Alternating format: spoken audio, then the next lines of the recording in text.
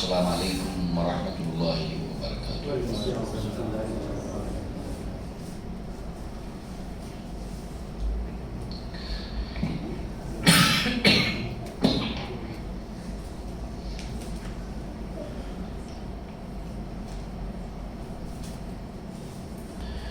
ان الحمد للہ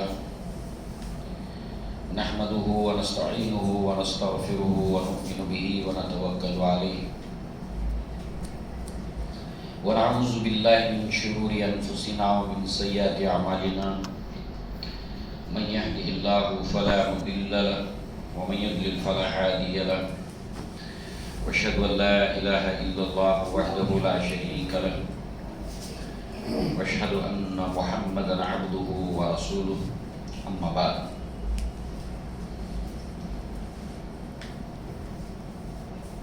يا أيها الذين آمنوا اتقوا الله حق تقاته ولا تموتن إلا وأنتم مسلمون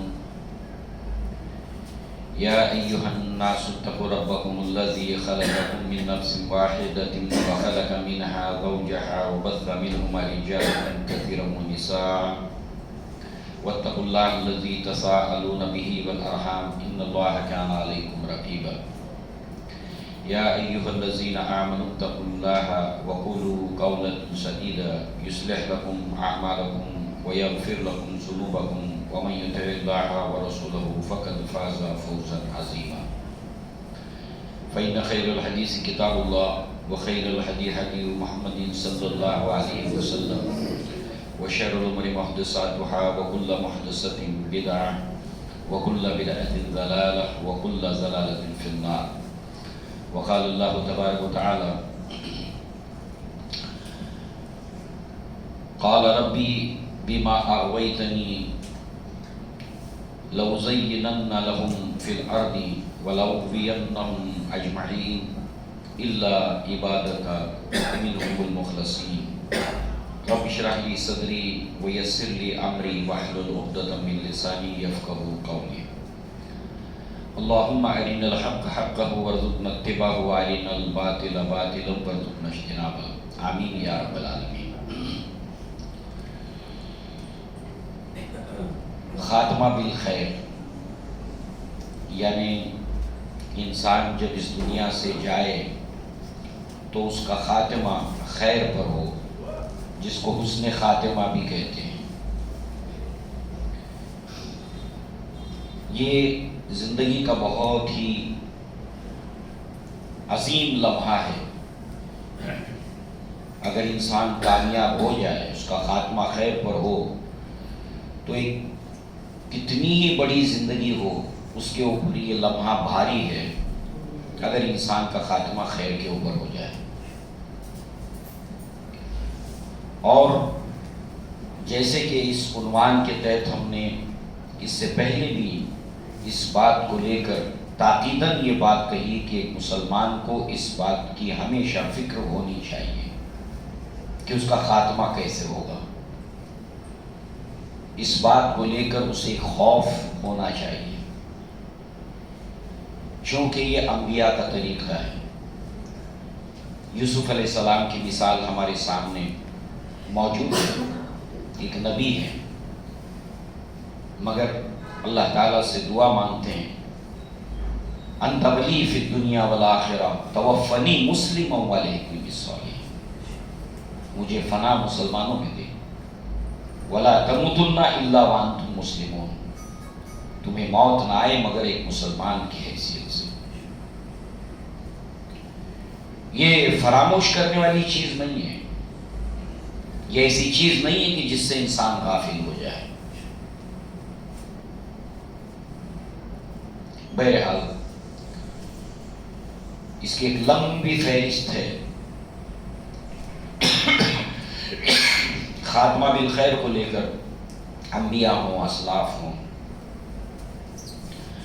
اور اسلاف نے، علماء نے قرآن اور احادیث کی روشنی میں 10 ایسی وجوہات بیان کی کہ جو خاتمہ بالخیر کی وجہ بنتی ہے۔ 10 وجوہات انسان کی زندگی میں اگر ہوں تو خاتمہ بالخیر کی وجہ بنتی ہے، اور 30 اسباب کے علاوہ علامتیں بیان کی ہیں، 30 علامتیں، سمٹمز کہ جو خاتمہ بالخیر کی علامتوں میں سے، جس میں سے کچھ ہم نے گزشتہ مرتبہ سنی تھی۔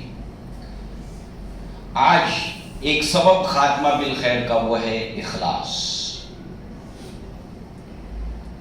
اخلاص انسان کے خاتمہ بالخیر کی وجہ بنتا ہے، اور اپنے اندر اخلاص پیدا کرنا یہ کافی محنت طلب بھی کام ہے، اور اس کے ساتھ ساتھ اللہ تبارک و تعالیٰ کے ہم اس معاملے کو لے کر محتاج ہیں کہ اللہ تبارک و تعالیٰ ہمیں اگر پاک نہ کرے، ہمارے عمل کو، ہماری نیت کو، ہمارے نفوس کو اگر اللہ تعالیٰ پاک نہ کرے تو ہمارے لیے ممکن نہیں ہے۔ اس معاملے میں ہم اللہ تعالیٰ کے محتاج ہیں۔ دلیل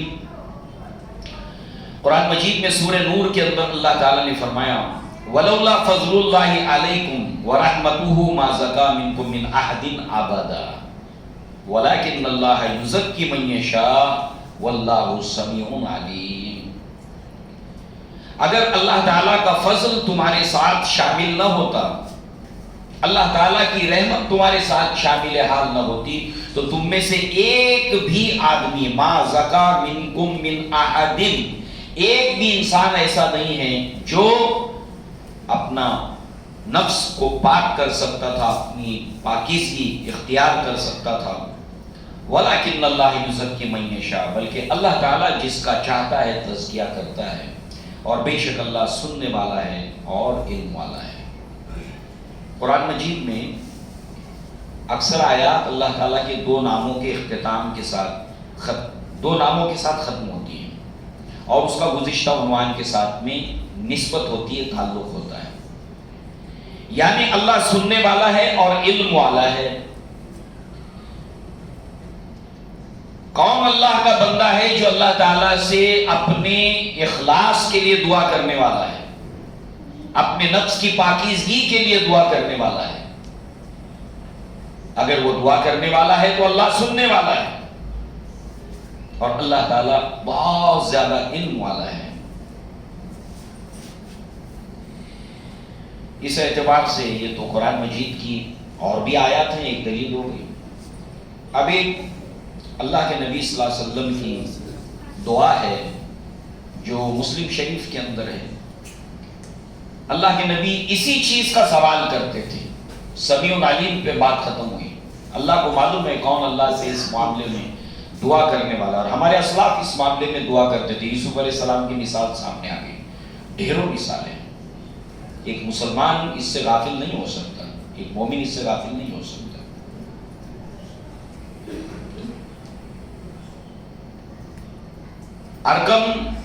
ابن ارقم اس کے راوی ہیں، مسلم شریف میں روایت ہے، کہتے ہیں کہ میں نے اللہ کے نبی صلی اللہ علیہ وسلم سے اس دعا کو سنا، آپ اس دعا کو مانگ رہے تھے خلوص کے لیے، اخلاص کے لیے، نفس کے پاکیزگی کے لیے۔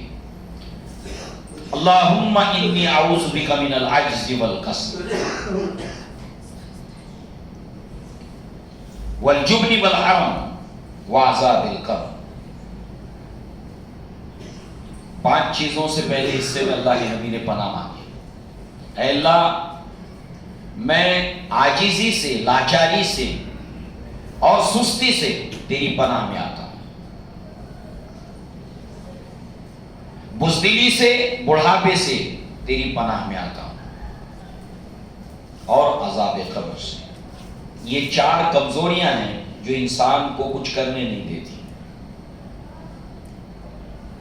عاجزی ہو، لاچاری ہو، بزدلی ہو، بڑھاپا ہو، اور عذاب قبر سے تیری پناہ میں آتا ہوں۔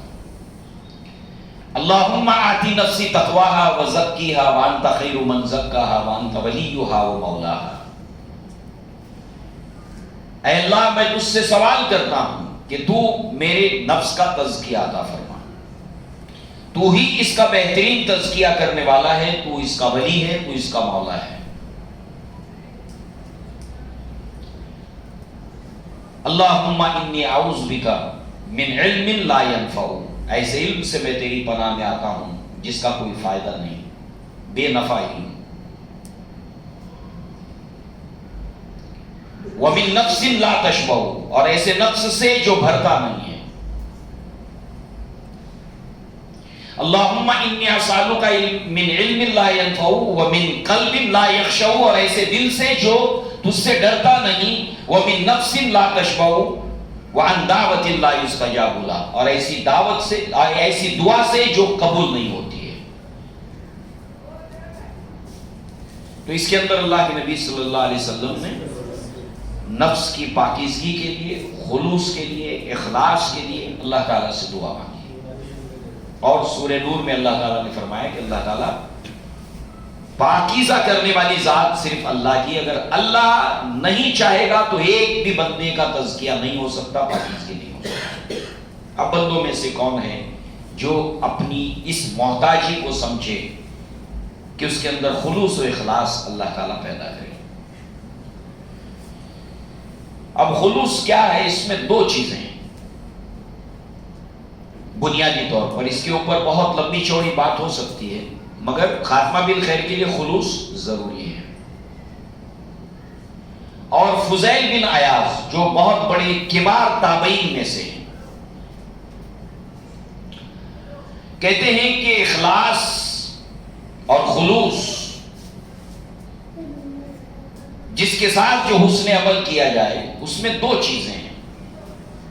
نمبر ایک تو اخلاص ہو، خالص اللہ تبارک و تعالیٰ کے لیے کیا گیا ہو، اس کی رضا کے لیے اور اس کی ناراضگی سے بچنے کے لیے. اس کے علاوہ کوئی چیز اس کے اندر شامل نہ ہو، ذرہ برابر شامل نہ ہو. اور دوسری چیز وہ عمل جو ہے وہ خالص ہو، نیت بھی خالص ہو اللہ کے لیے، اور جو عمل کیا جا رہا ہے وہ بھی خالص ہو. عمل کیسے خالص ہو؟ وہ عین سنت کے مطابق ہو. مثلا انسان کی نیت خالص ہے، اللہ کے لیے کرنا چاہتا ہے، وہ یہ چاہتا ہے کہ وہ اللہ تعالیٰ کے لیے اس کی محبت کو پانے کے لیے اپنی زندگی کو اس کو ارپت کر دے. شادی بیاہ نہ کرے، کیونکہ شادی بیاہ کرے گا تو ٹائم دینا پڑے گا بیوی بال بچوں کو. اب وہ کہتا ہے کہ میں شادی بیاہ ہی نہیں کروں گا تاکہ خلوص کے ساتھ پورا وقت اللہ تعالیٰ کی عبادت میں گزاروں. اللہ کے نبی کے پاس ایسے لوگ آئے، کسی نے اپنے آپ کو خصی کرنے کا اظہار کیا تاکہ اس سے آدمی چھوٹ جائے اور عبادت میں لگ جائے، کسی وسوسے سے بھی نجات مل جائے. کوئی آیا کہا کہ میں شادی نہیں کروں گا، کسی نے کہا میں ہمیشہ روزہ رکھوں گا، کسی نے کہا میں رات بھر کوئی رات مس نہیں کروں گا، رات بھر جاگوں گا، اللہ کی عبادت کروں گا. اللہ کے نبی کو جب خبر دی گئی تو اللہ کے نبی صلی اللہ علیہ وسلم نے فرمایا کہ میں تم میں سب سے زیادہ اللہ تعالیٰ سے ڈرنے والا ہوں، اور میں نے شادی بیاہ کی ہے. میں رات کو سوتا بھی ہوں، جاگتا بھی ہوں، روزہ رکھتا بھی ہوں، ناگا بھی کرتا ہوں. فمن رغب عن سنتی فلیس منی، جو میری سنت سے منہ موڑے گا وہ مجھ میں سے نہیں ہے. معلوم یہ ہوا کہ خالص اللہ کے لیے عمل ہو. یہاں پر نیت خالص ہے، عمل پیور نہیں ہے، سنت کے مطابق نہیں ہے. تو فضیل بن عیاض کہتے ہیں کہ یہ دو چیزوں کا شامل ہو جانا عمل کی قبولیت کے لیے، آسن عمل کے لیے بھی ضروری ہے، اور اخلاص. اب کوئی آدمی خلوص کے ساتھ میں یہ کہے کہ میں خلوص اللہ تعالیٰ کو راضی کرنے کے لیے چوری کروں گا، ڈاکہ ڈالوں گا اور غریبوں کو کھلاؤں گا، تو ظاہر سے عمل خالص نہیں ہے، نیت خالص ہے.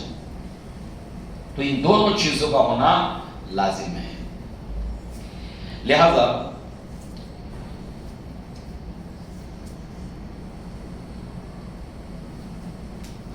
چار اقسام بتائی گئی ہیں ادوار کے اعتبار سے اسلاف نے کہ جیسے جیسے زمانہ آگے بڑھے گا خلوص اور اخلاص کے اعتبار سے. پہلا دور ہے کہ لوگ نیکیاں کرتے تھے، نیکیاں کرتے ہیں اور اس کو چھپاتے ہیں. یہ پہلا دور مسلمانوں کا. نیکیاں کرتے ہیں، چھپاتے ہیں، ظاہر نہیں ہونے دیتے.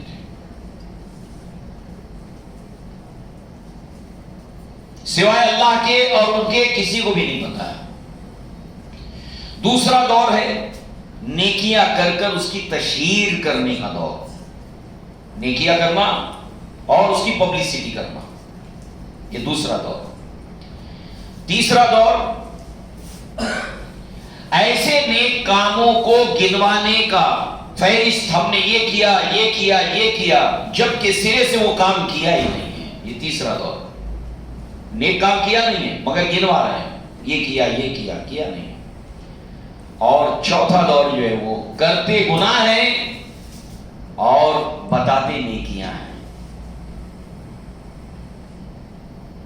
یہ امت کے اوپر 4 ادوار جو ہے وہ، اور بالخصوص پھر اس چوتھے دور کے تعلق سے یہ بتایا گیا کہ کرتے گناہ ہیں اور اس کو نیکیاں بتاتے ہیں۔ مثال ہمارے سامنے بس تازہ ہے جو کل پرسوں میں گزر گئی، اس کو نیکیاں بتاتے ہیں، ثواب بتاتے ہیں، اجر بتاتے ہیں۔ یہ ایسا دور، چوتھا دور امت مسلمہ پر آئے گا۔ آج کتنے کام ہیں دین اور اسلام کے نام پر نیکیاں بتا کر کیے جاتے ہیں اور حقیقت کے اعتبار سے وہ نیکی نہیں ہے۔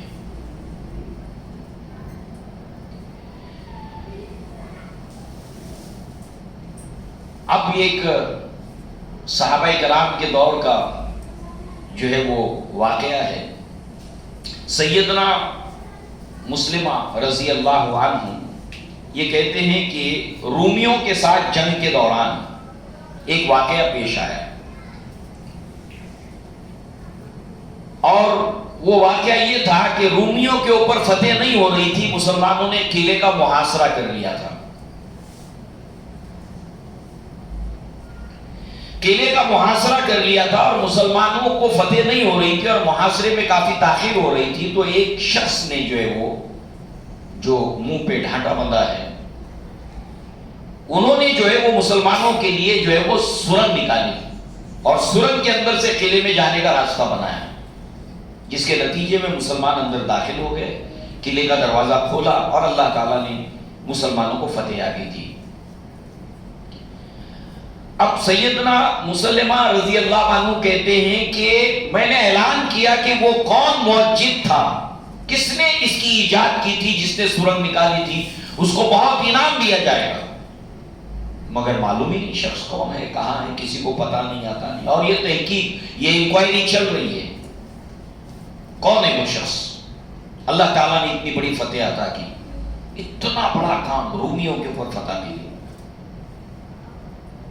بالآخر یہ کوشش جب جاری ہے، تلاش جاری ہے، تو رات کے اندھیرے میں وہ شخص آتے ہیں اور یہ مسلمہ اللہ تعالیٰ سے دعا کرتے ہیں کہ اللہ تعالیٰ حشر و نشر کے دن جو ہے وہ انسانوں کو جمع کرنے سے پہلے اس انسان کو بھی، جب حشر و نشر میں تو جمع کرے گا، اس انسان کو دنیا میں مجھ سے ملا دے۔ لہذا جو ہے وہ اللہ تعالیٰ آپ کی دعا کو قبول کرتا ہے، اور یہ ہے کہ یہ رات کے اندھیرے میں آتے ہیں اور کہتے ہیں آپ ایک وعدہ کرو کہ آج کے بعد یہ انکوائری آپ بند کر دو گے، تحقیق بند کر دو گے، ریسرچ اور یہ جستجو کہ کون ہے وہ شخص بند کر دو گے۔ اس وعدے کے اوپر میں بتاتا ہوں کہ وہ موجد کون تھا۔ وعدہ کرتے ہیں، تب جا کر اپنے آپ کو ظاہر کرتے ہیں کہ میں نے اس کو کیا تھا۔ بڑے بڑے کام کرتے تھے مگر کسی کو کانوں کان خبر نہیں ہوتی تھی۔ یہ اللہ کو پسند ہے، جس میں خلوص ہو، جس میں اخلاص ہو، اور یہ تمام اعمال وہ ہیں خلوص و اخلاص جو انسان کے لیے خاتمہ بالخیر کا اور حسن خاتمہ کی وجہ بنتا ہے۔ اس کے تعلق سے علامہ ابن قیم رحمہ اللہ مدارج السالکین کے اندر کہتے ہیں کہ جس انسان کو اللہ تعالیٰ خلوص و اخلاص کی دولت سے سرفراز کر دیتا ہے، اس کو خلوص مل جاتا ہے، بہت بڑی دولت ہے۔ انسان مانگے اللہ تعالیٰ سے، خلوص مانگے اللہ تعالیٰ سے، یہ اتنی بڑی دولت ہے کہ جس کی کوئی قیمت نہیں ہے، اس کی سب سے زیادہ قدردانی کرنے والی ذات اللہ تعالیٰ کی ہے۔ لہذا علامہ ابن قیم رحمہ اللہ کہتے ہیں کہ جس انسان کو اللہ تعالیٰ خلوص و اخلاص عطا کر دیتا ہے، اس کے اندر کچھ علامتیں ظاہر ہوتی ہیں۔ ان میں سے ایک یہ ہے، ارتفعت ہمته وعلت نفسه من خطفات المدح والذم فلا تفرحوا بمدح الناس ولا يحزن لذمهم. جس انسان کو اللہ تعالیٰ خلوص و اخلاص عطا کرتا ہے اس کی سوچ کو بہت اونچا کر دیتا ہے اللہ تعالیٰ، اس کے وچاروں کو، اس کے خیال کو بہت اونچا کر دیتا ہے، سطحی نہیں رہتے، بہت اونچا کر دیتا ہے اللہ اس کے خیال کو. اور اس کا نفس جو ہے وہ پھر اس کے بعد ذرا بھی متاثر نہیں ہوتا، امپریشن نہیں لیتا. کس بات سے؟ نمبر 1، لوگ اس کی تعریف کرتے ہیں، وہ اس سے اثر نہیں لیتا ہے. ورنہ آج تو آپ دیکھیں کہ انسان چاہتا ہے کہ اس کی تعریف کی جائے، اسٹیج رکھتے ہیں، اجلاس رکھتے ہیں، اور اس کے اوپر صاحب کے آنے سے پہلے ایسے زمین اور آسمان کی جو ہے وہ ملائے جاتے ہیں، اتنا غلو کیا جاتا ہے.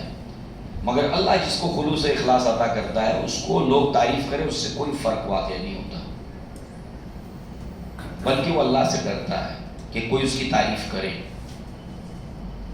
ابھی باقاعدہ حیات ہیں شیخ شریم رحمہ اللہ، ان کا قصہ سنیے. راوی نے خود بتایا، میں نے خود سنا، اپنے بچے کے تعلق سے انہوں نے قصہ سنایا. بچے کی ولادت ہوئی تھی، نومولود بچہ تھا اور کم عمر تھا. جب حج کے لیے گئے، ان کا ٹور ٹریولز تھا، تو بچے کو بھی ساتھ لے گئے، بیوی بھی بچے بھی. نماز سے فارغ ہو کر خانے کعبہ سے شیخ شریم جب واپس پلٹتے ہیں اور یہ سامنے بچہ لے کر کے، آپ میرے بچے کے لیے دعا کر دیجئے کہ اللہ اس کو آپ کے جیسا بنائے. وہ استغفر اللہ کہہ کر ان کی آنکھوں میں آنسو آ جاتے ہیں. کیا ہے یہ؟ ایک طرح کی تعریف ہے، تحسین ہے کہ میں اتنا بڑا ہو گیا. سورہ نور کی آیت کو یاد رکھیے، وَلَوْلَا فَضْلُ اللَّهِ عَلَيْكُمْ وَرَحْمَتُهُ مَا زَكَىٰ مِنكُمْ أَحَدٍ أَبَدًا. پریشان ہو گئے، ایسا کیا کہیں گے؟ تو بات یہ ہے کہ اللہ تعالیٰ اس کی سوچ کو بلند کر دیتا ہے، اونچا کر دیتا ہے،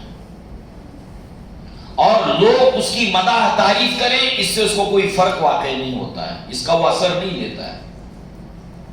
نہ اس میں یہ خواہش اور اشتہا ہوتی ہے کہ لوگ اس کی تعریف کریں. اور اگر دوسری طرف لوگ اس کی مذمت کرتے ہیں، اس کی برائی کرتے ہیں، تو بھی اس کو کوئی فرق نہیں پڑتا ہے. اس سے بالکل نچنت اور بے فکر ہو جاتا ہے، اس کو کوئی فکر لاحق نہیں ہوتی. چاہے تعریف کرو، برائی کرو، دونوں میں سے کسی چیز سے وہ امپریشن نہیں لیتا. نہ وہ خوش ہوتا ہے تعریف سے، اور نہ غمگین ہوتا ہے کسی کی مذمت کرنے سے.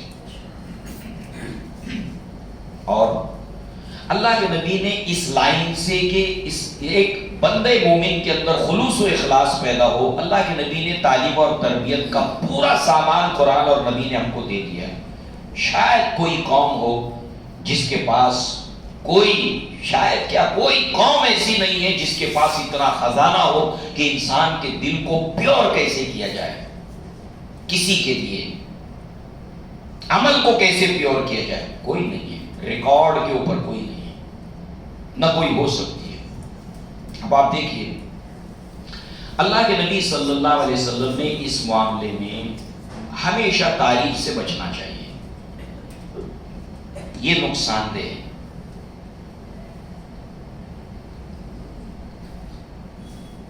اللہ کے نبی نے فرمایا کہ جس کی زبان منہ کے اوپر تعریف کی گئی اس کے گردن کے اوپر تلوار رکھ دی گئی. اس کے منہ میں مٹی ڈالو جو تمہاری منہ کے اوپر تعریف کرے. اللہ کے نبی نے منہ کے اوپر تعریف کرنے سے منع کیا ہے. تعریف تمہیں کرنا ہے پیٹھ کے پیچھے کرو، منہ پر نہیں. کوئی کمی ہے سامنے بتاؤ، ایکانت میں، تنہائی میں، پیچھے نہیں. پیچھے اچھائیاں بیان کرو. اس اعتبار سے اللہ کے نبی نے اس سے سختی کے ساتھ میں منع کیا ہے کہ کسی کی منہ کے اوپر تعریف کی جائے. وہ انسان عجب میں مبتلا ہو جاتا ہے کہ میں کچھ ہوں، اور شیطان کو بھرپور موقع ملتا ہے کہ اس کے اندر سے خلوص کی دولت کو چھین لے اس سے. اور اللہ کے نبی صلی اللہ علیہ وسلم نے اس معاملے میں کہ اگر کوئی اس طرح منہ پر تعریف کرے تو اللہ کے نبی نے ایک دعا سکھائی.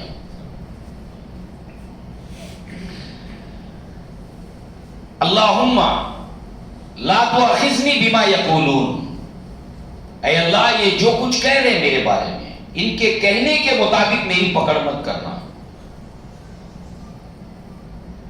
صاحب بڑے ایسے بڑے ایسے بڑے ایسے، آپ نے ایکسپٹ کیا اس کو، آپ ہیں نہیں، چلو اب حساب دو اس کے حساب سے. اللہم لا تؤاخذنی بما یقولون، جو کچھ یہ کہتے ہیں اس کے مطابق میرا حساب نہ لینا، میری پکڑ نہ کرنا. واغفر لی ما لا یعلمون، اور مجھے معاف فرمائے اللہ تعالیٰ جو یہ جانتے نہیں ہیں.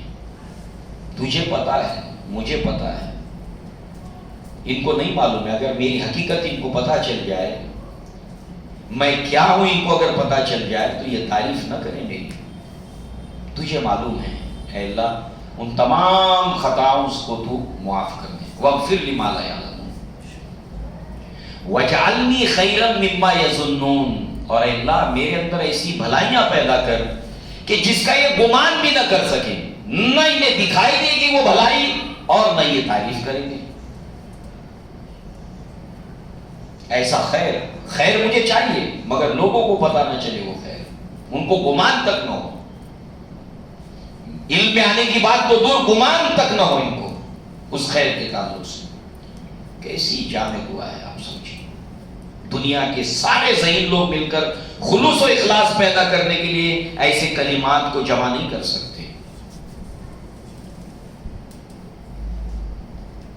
خلوص کی دولت کو ہم سمجھیں، خاتمہ بالخیر، یہ سب ہماری ریکوائرمنٹ ہیں. اگر ایک انسان تعریف سننے کا عادی ہے، تعریف سننے کا عادی، تعریف سننے کا عادی ہے، اٹس اے ویری ڈینجرس، بہت خطرناک ہے. اس کے بغیر اس کا کام نہیں چلے گا. اور جس کو تعریف سننے کی عادت ہے، عادت ہے، عادت ہے، وہ ذرہ بھی اپنی برائی نہیں سن سکتا، اتنی بھی نہیں سن سکتا. اس کو عادت ہے، اسی خوراک کی عادت ہے.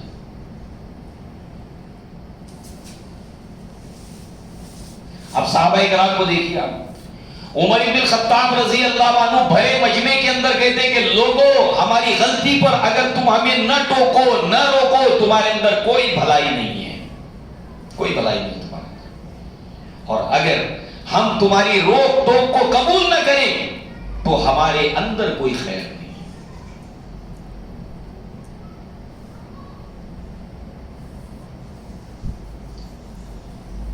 بھرے مجمع کے اندر، مسجد کے اندر سوال پوچھا تھا. جب آپ نے کہا کہ میری اطاعت کرو گے، امیر کی اطاعت لازم ہے،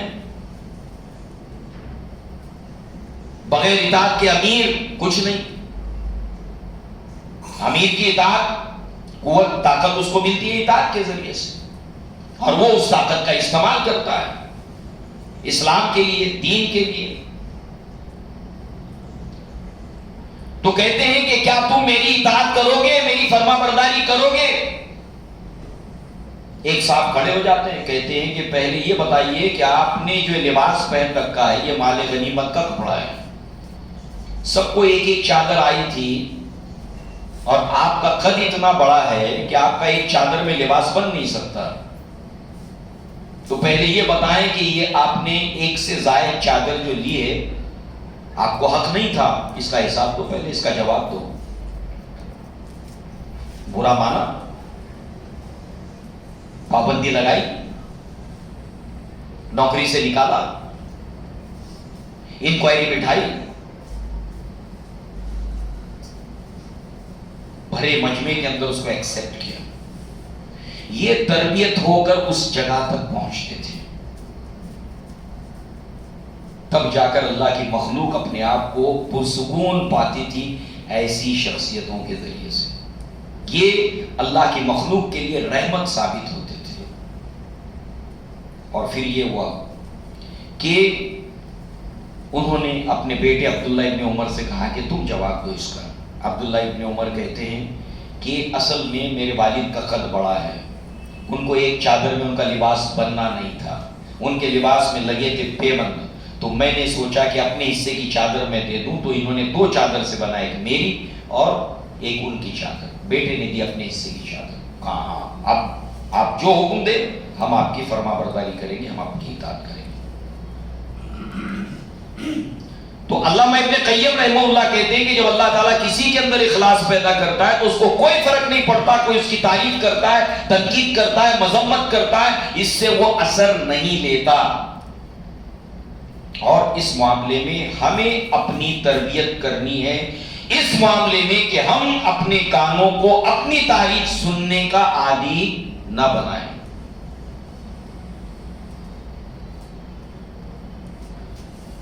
اور مذمت ہو تو دیکھیں اپنے اندر اگر وہ کمی ہے تو اس کو دور کرنے کی کوشش کریں، کیونکہ خاتمہ بالخیر کے لیے اخلاص ضروری ہے۔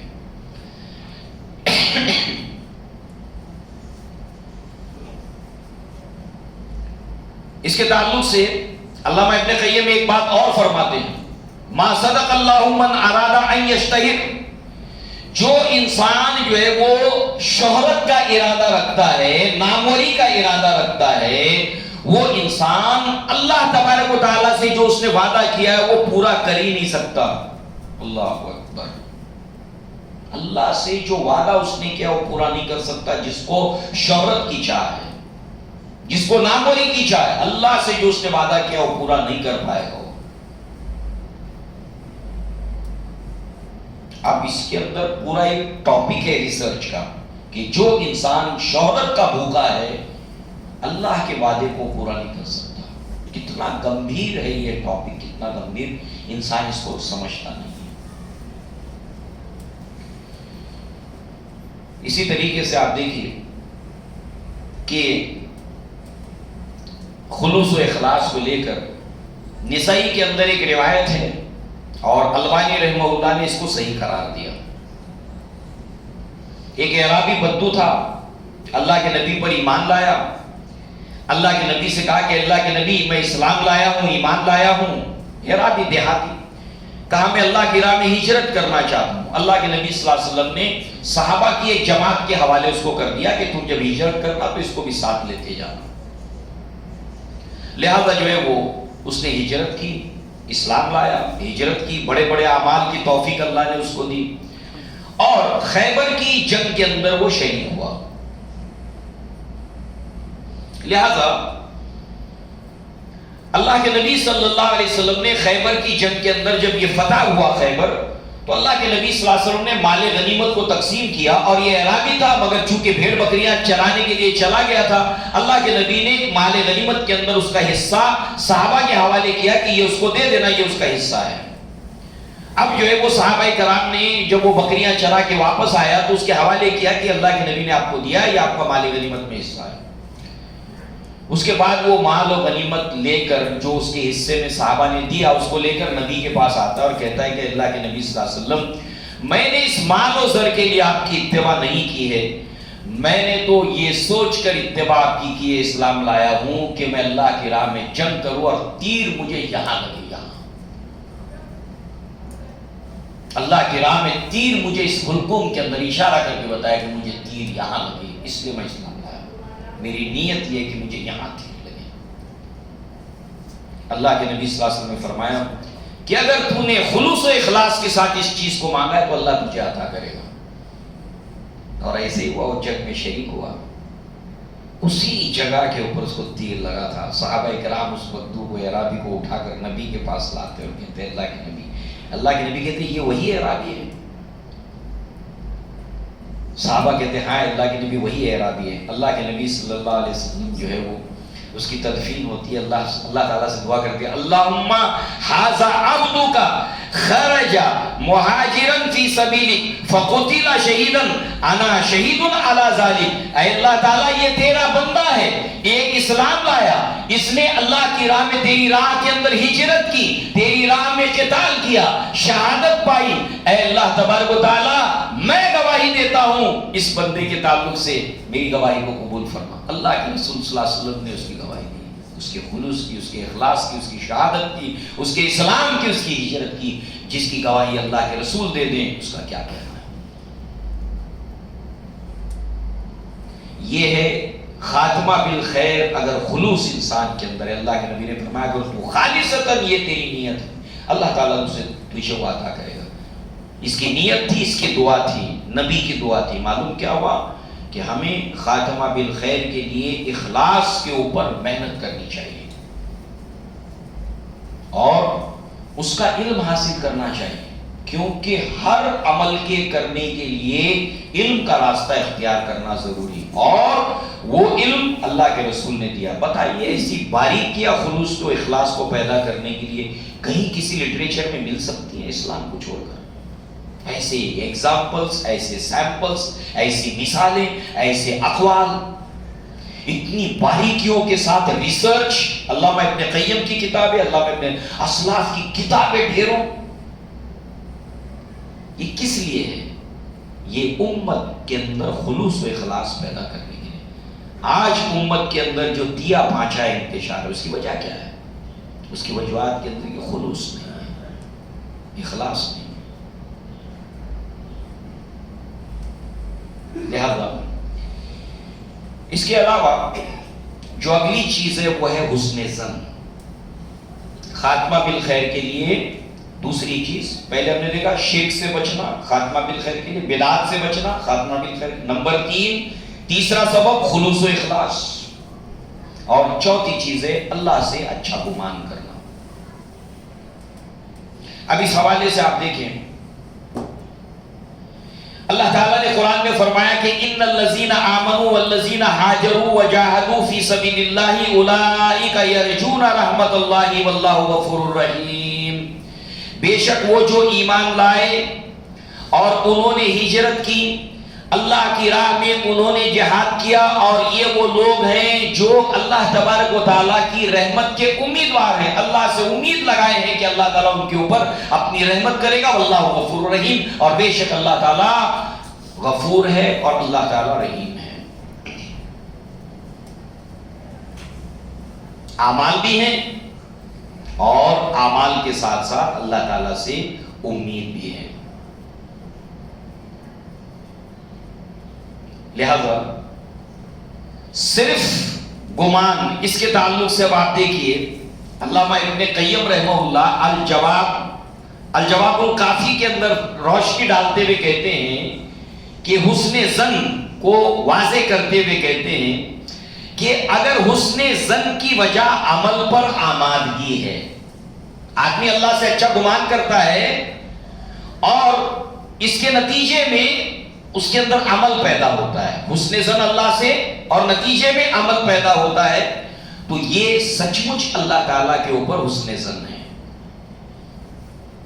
اور اگر حسن ظن پہ اللہ تعالیٰ سے اور بے عملی ہے تو یہ حماقت ہے، خود فریبی ہے اور تمنائیں ہیں اور آرزویں ہیں، جو یہود دیکھا کرتے تھے، لم تمسن النار الا ایاما معدودات، ہمیں جہنم کی آگ چھو بھی نہیں سکتی مگر گنتی کے چند روز۔ اللہ تعالیٰ نے ان کی ایسی تمام کے تمام جو ہے وہ آرزوؤں کو اللہ تبارک تعالیٰ نے فرمایا دل کا امانیہم، یہ ان کی خواہشات ہیں، یہ ان کی وشفل تھنکنگ ہے، یہ ان کے خیالات ہیں، خود فریبی ایک دھوکہ ہے اگر اللہ سے حسن ظن انسان کے عمل میں اضافہ نہ کرے۔ اس لیے کہ حسن ظن عمل کے لیے بنیاد بنتی ہے، آپ کہتے ہیں حسن ظن عمل کے لیے بنیاد بنتی ہے، اور اس طریقے سے وہ انسان کی عملی زندگی کو فروغ اور قوت دیتی ہے اللہ تبارک تعالیٰ سے حسن ظن۔ صحابی رسول ہیں سیدنا جابر رضی اللہ عنہ اس کے راوی ہیں، موت کے 3 دن پہلے اللہ کے نبی صلی اللہ علیہ وسلم جو ہے وہ آپ کے پاس آتے ہیں اور سوال پوچھتے ہیں، وہ سکرات کے عالم میں ہے، آخری وقت چل رہا ہے، اور اللہ کے نبی کا حکم یہ ہے کہ لا یموتن احدکم الا وهو یحسن الظن باللہ، تم میں سے کسی انسان کو موت نہ آئے مگر اس طرح سے کہ اس کا اللہ سے اچھا گمان ہو۔ اللہ سے اچھے گمان کے ساتھ موت آئے. اللہ کے نبی صلی اللہ علیہ وسلم ملنے کے لیے جاتے ہیں تیمارداری کے لیے, تو اللہ کے نبی پوچھتے ہیں کیف تجدو, تم کس حال میں ہو, کیا محسوس کر رہے ہو, آخری وقت ہے کیا محسوس کر رہے ہو, اپنے اندر کیا پاتے ہو. قال واللہ یا رسول اللہ, آخری وقت ہے ان کا, کہتے ہیں اللہ کی قسم ہے اللہ کے رسول صلی اللہ علیہ وسلم, انی ارجو اللہ و انی اخاف ذنوبی, اے اللہ کے رسول اللہ کی قسم میری یہ کیفیت ہے اس وقت کہ مجھے اللہ تعالیٰ سے امید ہے, اللہ تعالیٰ مجھے معاف کرے گا, اللہ مجھے کامیاب کرے گا, اور وَإِنِّي أَخَافُ الذُّنُوبِ, اور مجھے ڈر لگتا ہے اپنے گناہوں کا. یہ ملی جلی میری کیفیت ہے. اللہ کے نبی نے فرمایا قَالَ لَا يَجْتَمِعَانِ فِي قَلْبٍ عَبْدٍ فِي مِثْلِ هَذَا الْمُؤْمِنِ, کہ جس کسی مومن کے دل کے اندر جو ہے وہ اس طرح کی حالت پیدا ہو جائے جیسے اس کی ہے, الا عطاہ اللہ ما یرجو وامنہ مما یخاف, تو اللہ تعالیٰ جو اس کو امید ہے وہ اس کو عطا کرتا ہے, اور جس سے وہ ڈر رہا ہے اللہ تعالیٰ اس کو بچاتا ہے. الایمان بین الخوف والرجاء, خوف مجھے اپنے گناہوں کا ڈر لگتا ہے اور اللہ سے امید, یہ ملی جلی کیفیت انسان کی ہو. اللہ کے نبی نے فرمایا کہ اللہ تعالیٰ اس کیفیت کے ساتھ اگر وہ ہے تو اللہ تبارک تعالیٰ جس چیز سے وہ امید رکھتا ہے وہ اس کو دیتا ہے, اور جس چیز سے ڈرتا ہے اللہ اس کو اس سے امن میں رکھتا ہے. یہ سب خزانہ ہے خاتمہ بالخیر کو لے کر کہ جس کا علم حاصل کیا جائے, اس کی تربیت حاصل کی جائے, اور اللہ تعالیٰ سے ان سوچ اور فکر اونچی کے ساتھ اللہ سے تعلق قائم کیا جائے, تب جا کر ہم ان جو ہے وہ ہلکی چیزوں سے, نہیں تیرا نشے من قصر سلطانی کی گنبد پر تو شاہی ہے بسیرا کر پہاڑوں کی چٹانوں میں, یہ ہلکی اور چھوٹی چیزوں کے اندر رہنے کی بجائے جس کے اندر دنیا دار نام ولی شہرت, اللہ کے لیے خلوص و اخلاص,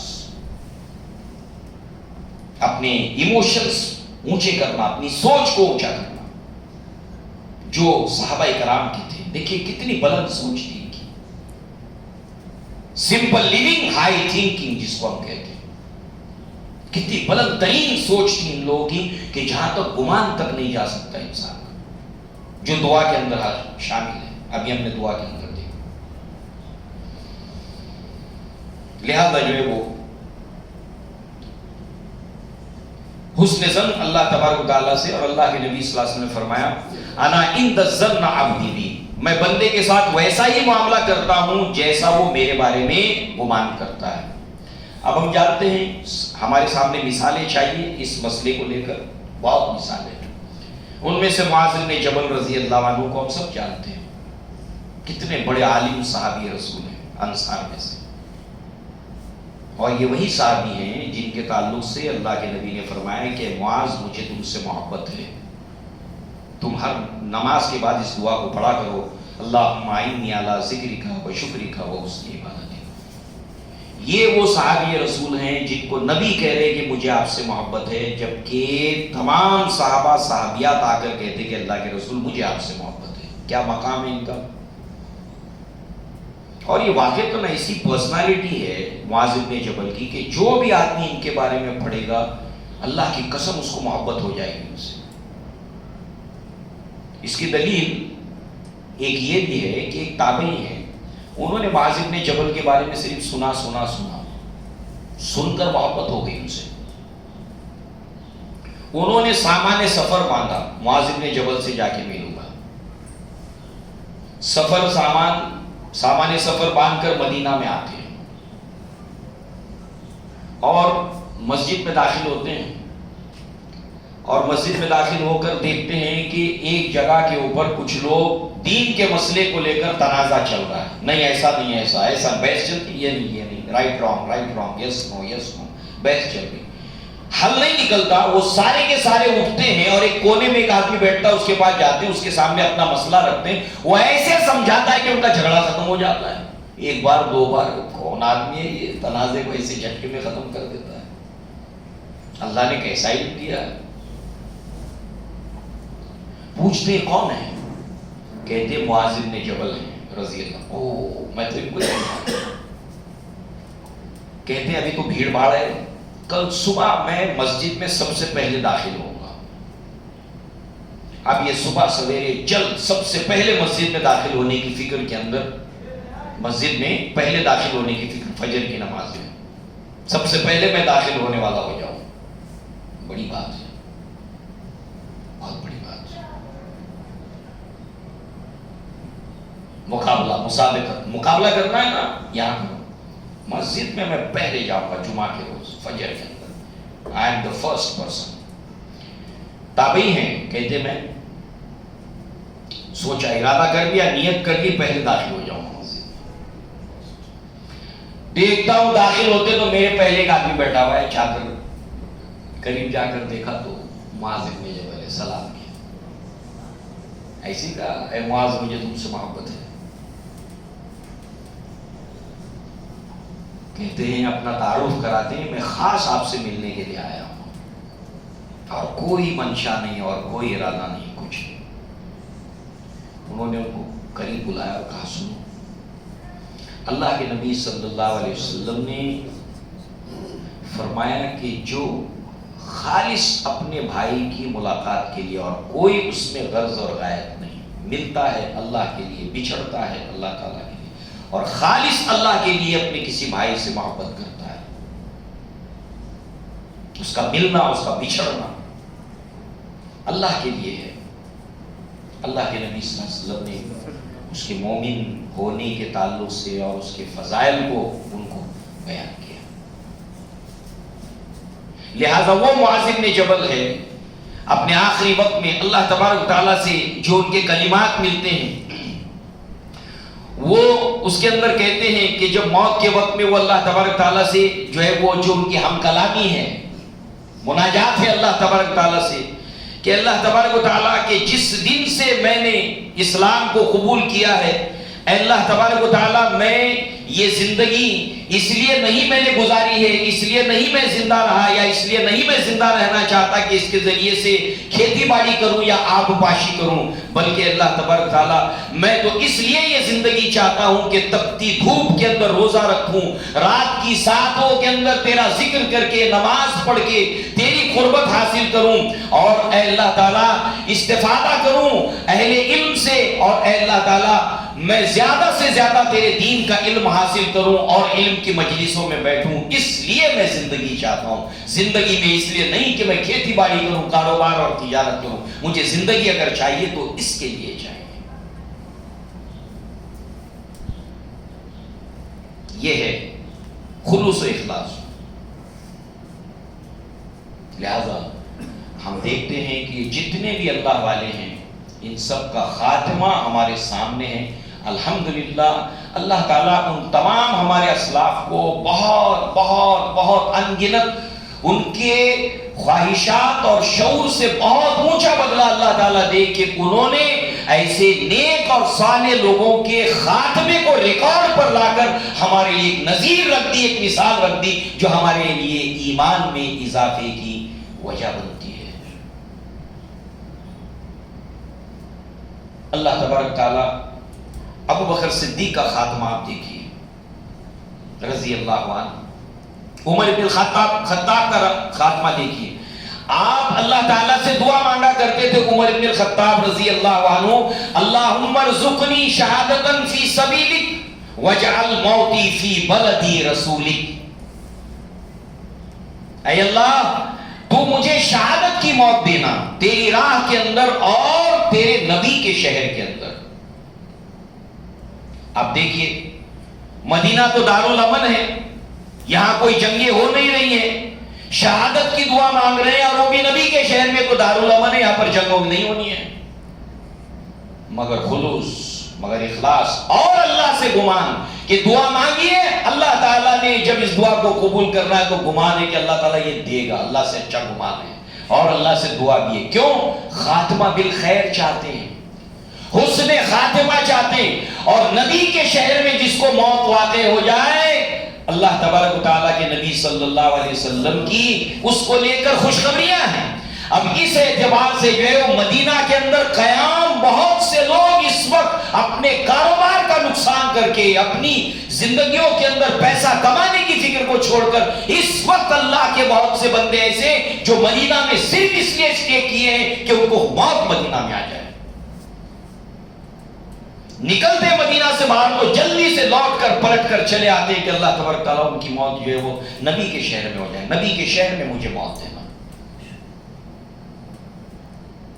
اب سوچتے اللہ سے گمان ہے اور دعا بھی مگر یہ ہے کہ یہ تو دارالامن ہے، جنگیں تو ہو نہیں رہی، مگر آپ دیکھیے فجر کی نماز امامت کر رہے ہیں اس جگہ جہاں نبی کھڑے ہو کر امامت کرتے تھے، سورہ یوسف کی تلاوت ہو رہی ہے، فیروز نون صف میں جمع ہے اور صف میں سے نکل کر جو ہے وہ مسلح کے اوپر آپ کے اوپر حملہ آور ہوتا ہے، نبی کے شہر میں شہادت کی موت، خاتمہ بالخیر، اس نے خاتمہ۔ ایک مسلمان کو اس فکر سے اپنے آپ کو کبھی بھی لاپرواہ اور غافل نہیں رکھنا چاہیے، ہر روز موت کو یاد رکھنا چاہیے اور خاتمہ بالخیر کی اللہ سے دعا کرنا چاہیے اور سبق لینا چاہیے ان مثالوں سے، ہماری اپنی دنیا سے، اور جن کا خاتمہ شر پر ہوتا ہے، ایسی موت جو عبرتناک، اس کی مثالیں بھی، ان خاتمہ بالشر کی مثالیں بھی جو ہے وہ پیش کی گئی ہیں۔ لہذا یہ ایک اہم عنوان ہے، اللہ تبارک تعالیٰ سے دعا ہے اللہ تعالیٰ ہمیں اس کی سمجھ عطا فرمائے اور اس کے مطابق اس کی فکر کرنے کی توفیق عطا فرمائے۔ اقول قولی ھذا واستغفر اللہ لی ولکم ولسائر المسلمین والمسلمات وآخر دعوانا ان الحمد للہ رب العالمین۔ السلام علیکم ورحمۃ اللہ وبرکاتہ۔